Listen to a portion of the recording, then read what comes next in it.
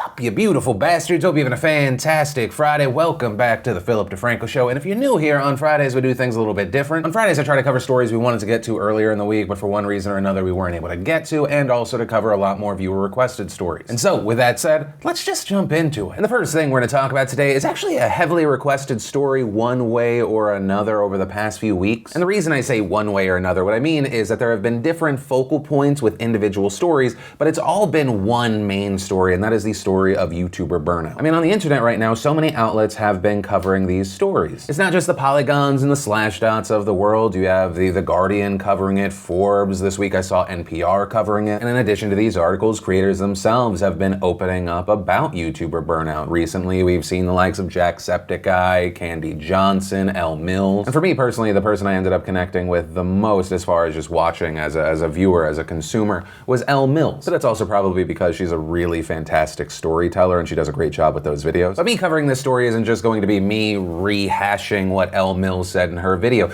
In fact, a lot of the stories, a lot of what these people are saying, it's not really unique. And understand, that's not a bash. I am happy that more people are being open about this, talking about this, being very real with their audiences, because a lot of creators feel like they cannot share this part of what they're going through. Many creators, whether they're craving that dopamine drip that attention gives you, or they're chasing money or views or self-worth in one way or another, they are overextending themselves when it comes to content creation. Right? There's that old saying, find a job you'll enjoy and you'll never work a day in your life. That is, it's a romantic notion, but it's fucking stupid. I understand the idea, but doing what you love is still work, and in fact, because you love it, your self-worth is probably more closely connected to it. And many entrepreneurs and people that love what they do put in way more hours than your average 40-hour work week here in the United States. And when it comes to YouTubers specifically, you have a lot of these entrepreneurs or people who have never run a business before not managing time properly. And that whole notion, it doesn't fully take into account what it is to be human, and that is to be unreasonable and ridiculous. And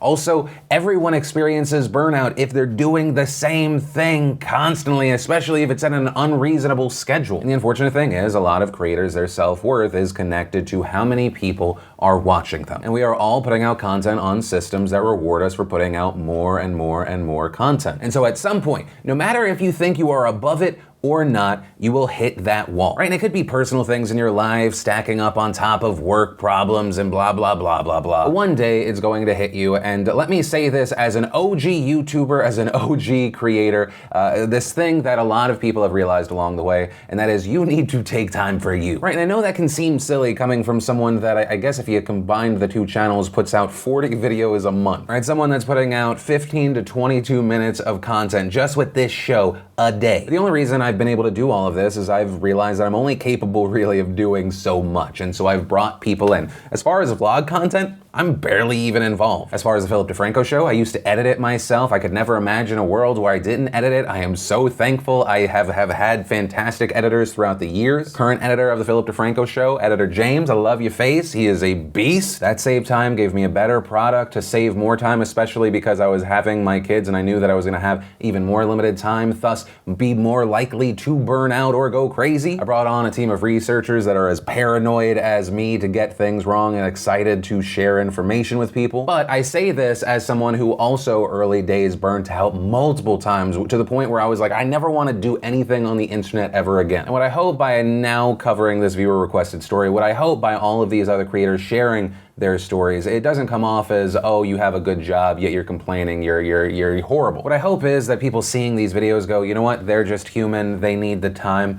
I like them, so yes, please take that time. But also, this person in this privileged position, if they are going through this struggle, that should make you realize that you going through your struggle isn't anything wrong or weird, right? If these people in privileged positions are feeling burnout, you should not feel bad about yourself when you are experiencing burnout. I feel like, especially in the United States, we have been a society that congratulates people pushing themselves too far, right? People bragging about how little sleep they got because they're doing so much, or they pulled an all-nighter. And I've been there, and I'm not saying don't try, don't bust your ass, don't hustle. But understand, whenever you push yourself to an unreasonable place, it is a trade-off. You are getting something done in exchange for potentially being more tired, or for the long term damaging yourself or giving yourself unreasonable expectations that eventually will lead to you burning out. And so I guess if there is a final note that I can get across here is just we are all human. Needing help or not putting everything on your own shoulders or taking time for yourself if you are able to. And also keep in mind, if you are lucky enough to be able to,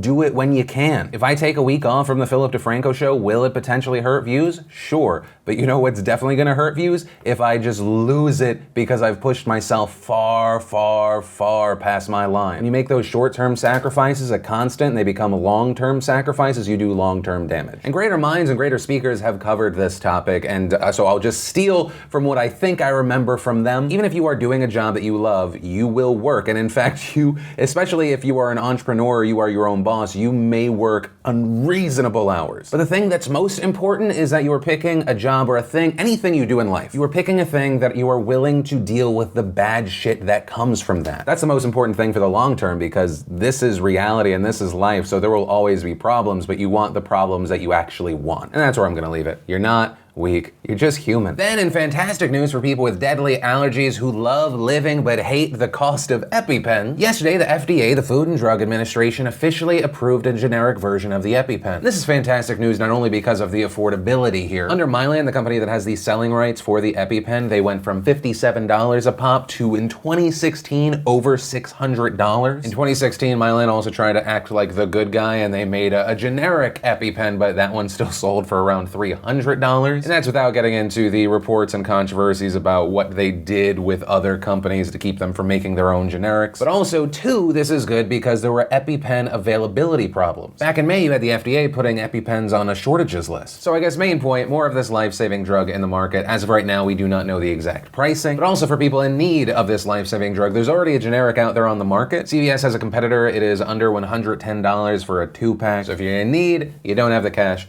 that is a thing. But main point, this is great news in a situation and an environment where a company was just milking people. This is not the motion for milking, putting people through the ringer. That's what I meant to say. Then we had Fox News in the news because in their tribute to Aretha Franklin, who of course yesterday we mentioned passed away, they accidentally used a picture of Patti LaBelle. And following this error, Fox News apologized, issuing the statement, "We sincerely apologize to Aretha Franklin's family and friends. Our intention was to honor the icon using a secondary image of her performing with Patti LaBelle in the full screen graphic, but the image of Miss Franklin was obscured in that process, which we deeply regret." But there are two things to point out about that statement. The first, Aretha Franklin was reportedly not on stage at the time of that performance with Patti LaBelle. And two, I was actually not aware of this, but it also may be the reason why this mix-up happened. According to reports, Aretha Franklin and Patti LaBelle did not like one another. They had a feud. And so it appears that maybe one of two things happened. One, someone over at Fox News typed in Aretha Franklin, and what ended up happening was that an image popped up that was hosted on a USA Today article discussing the dueling divas, both Aretha Franklin and Patti LaBelle, and there we see that Patti LaBelle photo. Or they searched Aretha Franklin in AP Images, did not pay attention to the actual overview that says Patti LaBelle sings over the rainbow, but Aretha Franklin's name was also in the description because it said the program include performances by, among others, Aretha Franklin. But as you can tell by that photo, Aretha Franklin nowhere to be found in frame. And so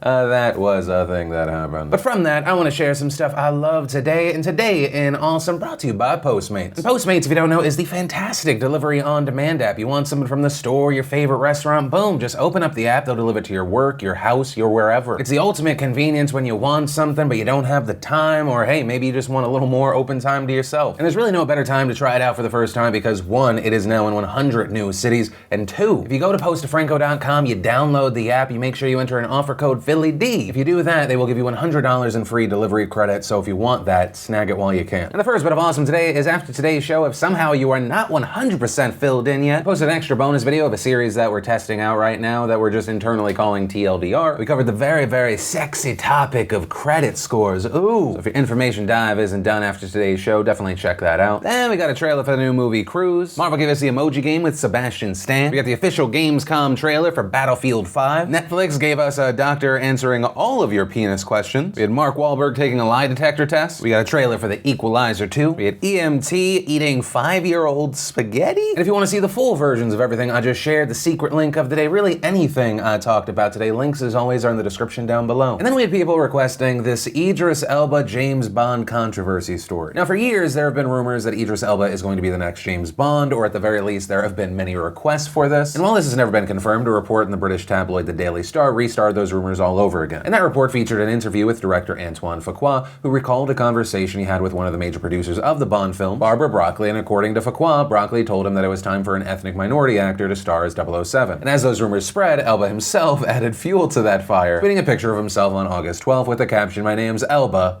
Idris Elba." But then he poured water on the fire just a few hours later, tweeting, "Don't believe the hype." Now, despite Elba's follow-up tweet, you had British journalist Kate Hopkins, who's known as kind of a provocateur, release a video on Twitter in which she says this. "No, Idris Elba, you cannot be James Bond. You will not be 007, no matter how many tweets you put out saying, 'I'm Elba, Idris Elba.' It's not because you're a gentleman of colour, it's because James Bond isn't.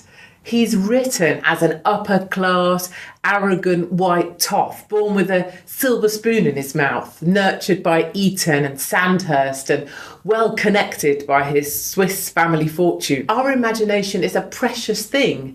The way we love these characters matters, as evidenced by the outrage when someone attempts to mess with the things we love. So you see, Idris, it's not about your colour or you, it's about Bond.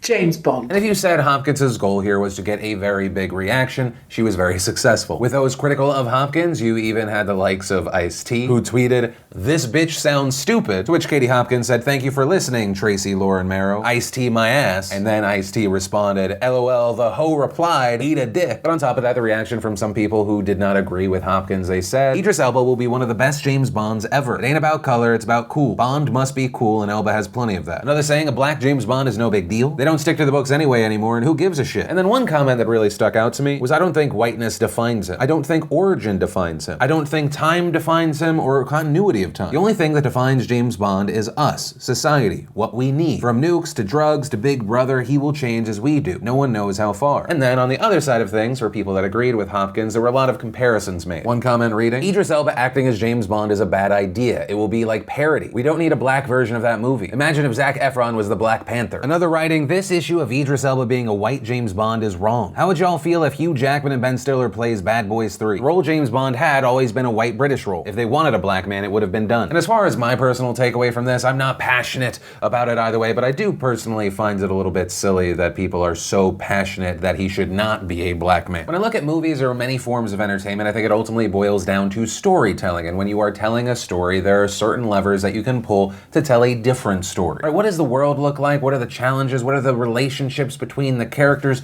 Who is our hero or heroes? What is the journey supposed to be? When it comes to a franchise like this, we've seen a lot of iterations, a lot of scenarios. As that one comment that really stood out to me, I think that we've been given a lot of different scenarios based on what's happening in society. And I also think that it's a flawed argument that we've been given this one James Bond. I think a lot of people would agree that the Daniel Craig James Bond is vastly different from past iterations. Some have even referred to him as the PTSD Bond, which you could argue is a change after everything that he's dealt with. And I think a lot of people would say that it was a very interesting change to see, especially from a franchise that has been very predictable. So it might also be interesting to go a step further and reimagine the origins of that character. Right, and I think it just has to come from a place of, oh, well, here's a story we wouldn't have been able to tell otherwise, and not just some sort of cash play. But hey, that's my personal takeaway from it, and whether you agree or disagree, I'd love to hear your thoughts. And then let's talk about the situation between South Korea and Japan. So this past Tuesday, August 14th, people across South Korea came together to commemorate the first Memorial Day for Japanese forces comfort women victims. And this was something that the Japanese government had urged South Korea not to do. Now, as far as why the date was picked, August 14th, that's because it's the 27th anniversary of when Kim Hak-sun came forward and testified about her experience being a comfort woman. Now, you may be wondering, what is a comfort woman, and also why does Japan have a problem with this? Well, if you didn't know, between the 1800s and the end of World War II, Japan controlled Korea and the other parts of East Asia to varying degrees. And during their wars of conquest, first against China and then nearly all of the region, Japan made wide use of comfort women. And that term was used by the Japanese at the time to really tone down what was actually happening there. I mean, these comfort women were sex slaves that the Japanese military tricked, coerced, and often physically forced into brothels for their soldiers all over Asia. And these brothels employed over 200,000 women. And they were mostly from Korea, but also from places like Taiwan, the Philippines, Indonesia, mainland China, and 2/3 of which are thought to have died while being forced to work. And so because of this past widespread abuse of comfort women, citizens from all of these countries just mentioned came out to observe the new South Korean holiday. Many many holding photos of known comfort women. And Seoul specifically was just full of people near a statue erected in front of the Japanese embassy last year as a memorial to comfort women. In Taiwan, we saw a private group unveil their own monument, while protesters went to the unofficial Japanese embassy to demand that Japan better recognize their crimes. In the Philippines, groups did the same and demanded justice for the women abused there. And for many, that's the big thing. There is this push for Japan to better recognize their wartime action, especially since many of their victims died without ever seeing a bit of justice. Right now, it's believed that in total, there are less than 50 comfort women alive, and of those, nearly all are in their 80s and 90s. And so these countries claim that Japan never issued a sufficient apology for their actions. And in the rare instances where Japan has apologized, it was either considered not enough, a political ploy, or the Japanese government has since considered taking back the apology. I mean, you have Japan claiming they've done so multiple times. There was once in 1993, another time in 2015, both accepted by Korean governments at that time. Regarding the 1993 claim, that's often not discussed because it was done during a small time period where Japan was run by a left-wing government. This after decades of rule by the right-wing Liberal Democratic Party. And as far as the 2015 apology, that also reportedly included 1 billion yen to create a fund to support the remaining comfort women in South Korea. And that one was supposed to be the final and irreversible solution. But South Koreans, including the current president Moon Jae-in, claim that that deal was done with a corrupt government, saying that was a political ploy and that it offered too little compensation for the crimes. Also pointing to moments where the Japanese government has considered changing their 1993 apology as proof that Japan is not sincere. But there is also the question of, well, what would be enough for the president of South Korea? This because in late 2017, he called Japan's 2015 apology and deal flawed and added, 전쟁 시기에 있었던 반인륜적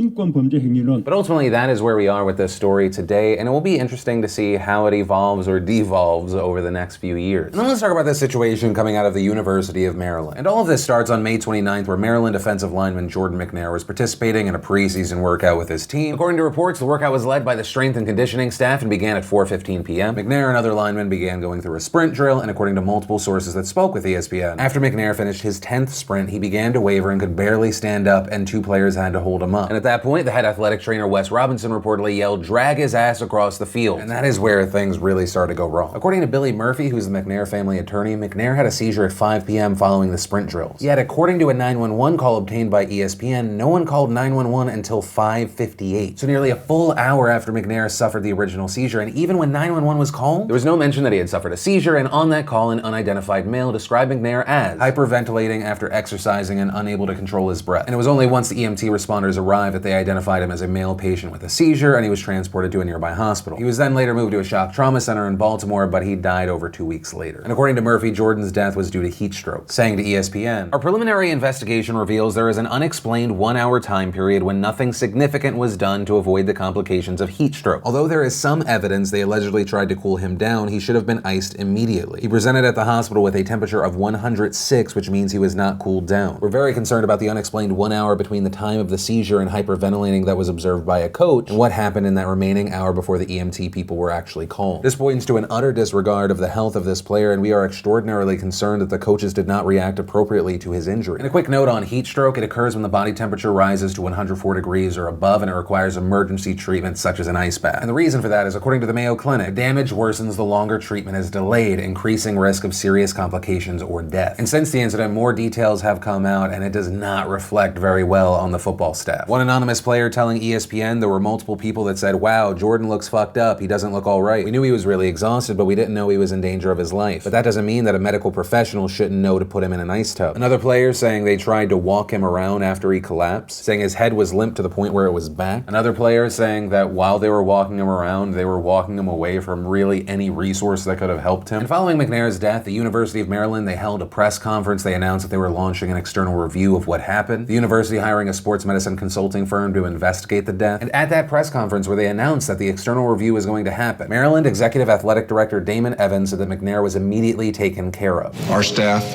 noticed he was having difficulties.